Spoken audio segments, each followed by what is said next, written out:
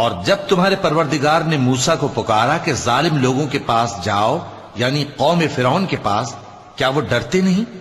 انہوں نے کہا کہ میرے پروردگار، میں ڈرتا ہوں کہ وہ مجھے جھوٹا سمجھیں، اور میرا دل تنگ ہوتا ہے اور میری زبان رکتی ہے، تو ہارون کو حکم بھیج کہ میرے ساتھ چلیں۔ اور ان لوگوں کا مجھ پر ایک گناہ یعنی فرعونی کے خون کا دعویٰ بھی ہے، سو مجھے یہ بھی ڈر ہے کہ مجھ کو مار ہی ڈالیں۔